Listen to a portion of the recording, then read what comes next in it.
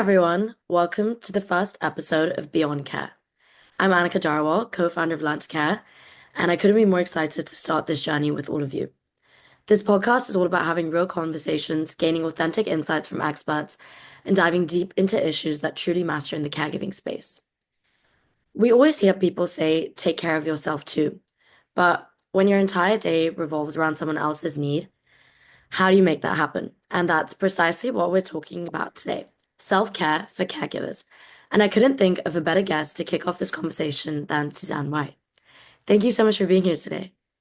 Thank you so much for having me in this wonderful conversation.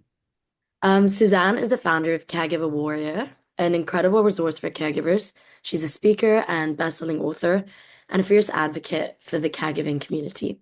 Mm. And Susanne, I'd like to start off now by asking you, what would you say are some of the biggest barriers you see when it comes to practicing self-care? There are quite a few barriers for caregivers out there, and I think the biggest one is that they don't understand they deserve self-care. Mhm. When we're involved in the well-being of someone else, it's the stakes are very high and we're very, very concerned and focused on their well-being. We forget that we too have to worry about our own mental health and that we're entitled to that. And I think so many of us think that, we don't have the time, I can't take the focus off of them. So the biggest barrier is basically understanding that self-care is not a luxury. Right. It's not a luxury. It's critical. If we don't care for ourselves, there's a saying that if you don't take a break, your body will take one for you. And I think that translates to your mental state, your spiritual state, and your physical state. We have to take care of ourselves. It's critical. So based off that, do you feel there's usually any warning signs or ways people can identify that it's really time to start prioritizing their own well-being and self-care, specifically while being a caregiver? I do. I think they're hard to catch sometimes. That's why I sort of preach self-awareness. We really have to be, we're like I said, we're always so focused on the other person or the other people. I took care of quite a few people in my caregiving journeys, and both my mom and dad, are so focused on them, and that was a lot because it was both of them. I didn't even realize that I hadn't eaten. Or I wasn't drinking water, or, it would be 3 o'clock in the afternoon. I go, oh my gosh, I didn't eat yet. So it's really, really important to be self-aware and to do everything we can to either get a reminder or to set timers or just are your shoulders up by your ears? You know how we all kind of do that? You're like, oh my God, so caregivers really have to go out of their way to look in the mirror and be self-aware and until the warning signs are so bad that we hit caregiver burnout. Like for me, I particularly think we all are going to have caregiver burnout. I don't think you can avoid it as a caregiver, but for me, it's, do you want to hit that caregiver burnout wall at 150 miles an hour, or do you want to hit it at 10 miles an hour? And that's this sort of conversation we need to have with ourselves. What can we do to be more aware of what's going on with us so that we don't get burnout for days at a time? I really agree with that. And I think I really resonate with the point on self-awareness. I haven't been on my own caregiving journey, but being a student, I would say sometimes it's kind of the same issue where you're so hyper-focused on your task at hand that you forget to eat or drink water. And then at the end of the day, you're like, wow, I haven't eaten the whole day. So yeah. And you suffer, your body's not happy. It's your body, soul, and mind and heart. And you really have to, yes, absolutely. And so we have to really go out of our way because I think we have all the best intentions, and caregivers are some of the bravest, most heroic people that I know. One, two, three. Caregivers are some of the most heroic people that I know, and yet they don't take care of themselves, which depletes their resources. Right. So in terms of that, then what strategies would you say, or maybe small changes that caregivers could start making in their daily life to hopefully so they don't get to that point of burnout? I have a little ritual that I absolutely love. It's just like a little thing. that I've always kind of used, and it's helped me, and it's called HALT. Mhm. So you literally halt or stop and you ask yourself four questions. HALT. H for hungry. Am I hungry? And which means check my body out. Did I get a little exercise? Am I breathing okay? Did I eat today? Did I maybe, go and take 5-minute break away from my loved one? So, how am I feeling? H, am I hungry? And if so, go eat something, drink something, hydrate, move around a little bit, meditate. And then A, am I angry? What emotionally am I feeling? Take your emotional temperature. We could get really angry or tense or frightened and kind of be in the middle of it, not even understand or be stuffing it down. And that's really dangerous. We have to feel our emotions. Caregiving brings lots of huge emotions, and that's okay. We all feel them, but we have to feel them. We have to sit with them and sort of work through them, or they will come and attack us. We can't hold on to them. And then L, lonely. Am I lonely? Pick the phone up. We're not meant to do this alone. Answer that text. Don't say, oh, I don't have time to talk to you. I'm fine. We're not fine. We need to talk to other caregivers. And then finally, T for tired. And of course, we're all tired as caregivers. We're exhausted. And I don't mean you have to take a 4-hour nap or go on a vacation, but check in. Am I really, really tired? And what can I do about that right now? Can I maybe just like go in the bathroom and cry or, like walk outside, maybe just try to breathe or do anything I can to sort of recharge. So it's a sweet little thing. You halt, stop, HALT, hungry, angry, lonely, tired. Oh, I love that. I think that's like such a simple way to do Yes. something. If you like do it every day, it can become like a part of your routine and then just becomes practice, like best practice. Right. It's really good. And there's other things, having a care partner, having a caregiver that you can tap into.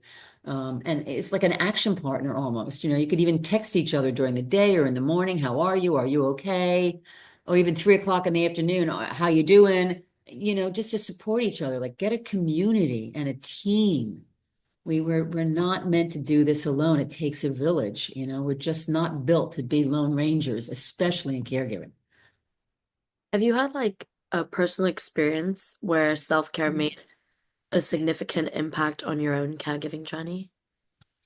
You mean as far as just in general? Was generally, yeah, generally speaking, I took care of my parents. That was the first caregiving journey. And it changed my life. It made me a better me, absolutely, because they took care of me and Hmm. they loved me. And not that we had the perfect family, but we had a really good, solid family of love. And when they needed my help, my mom had dementia and my dad had heart issues, and I showed up for them. It was an extraordinary gift because was able to spend time with them and pay forward a little bit, and also get to know them on a completely different level. It was difficult because when you're caring with family members or elders or, parents, there's a role shift. The child becomes the parent becomes a child. And it's difficult, especially if they're independent or they've lived their lives, they've taken care of themselves all their lives, and they could be proud. But the grace is in the fact that if we communicate and work together, although it can be difficult and challenging, it was an amazing time for me. It changed my life. That's really nice to hear that kind of you were able to go on that journey and do that for your parents. And I feel like we all come at a point like in our lives where we feel like giving back to our parents and do what they did for us.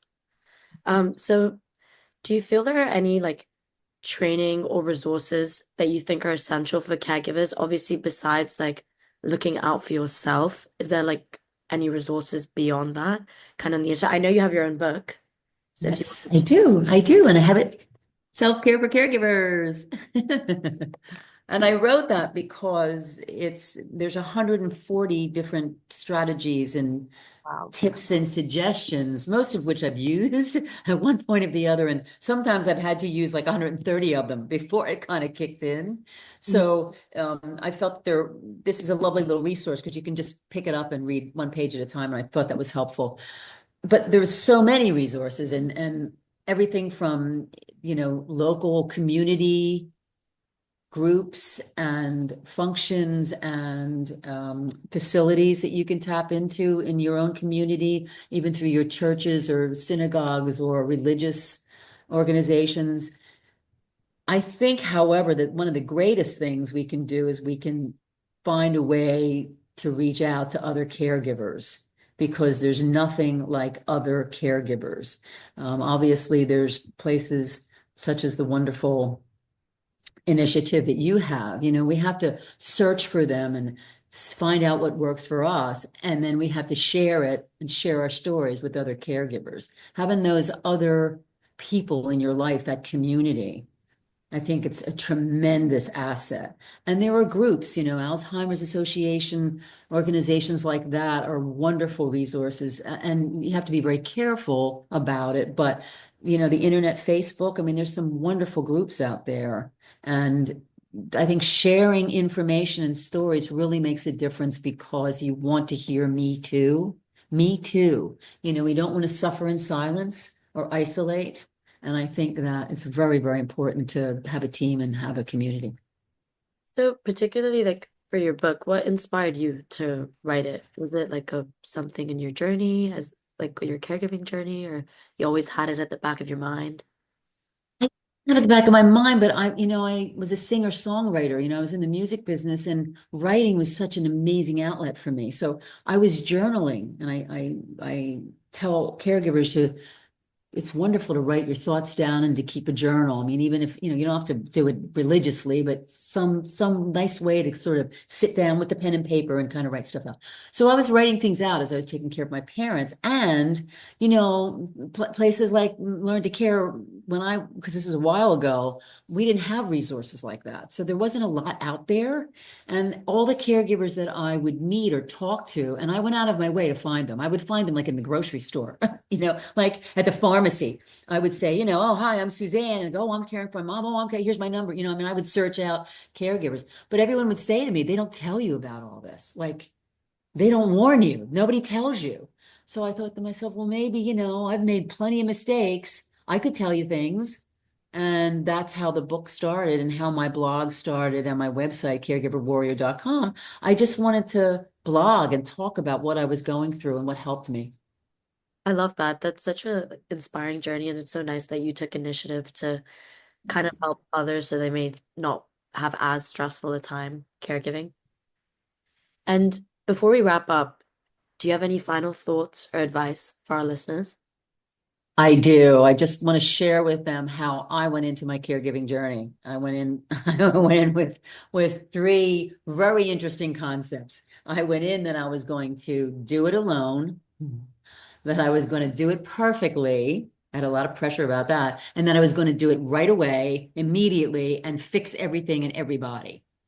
So those three attitudes gave me a lot of trouble because you can't do it alone. Do not try to be a lone ranger. And I know it's difficult sometimes to hand things off or feel like it's only your watch and you can't let anybody else have a watch with your people, but you have to get help. It takes a village and you have to help. So I had to learn that I couldn't do it alone. And by the end of my journey with my parents, I had a team.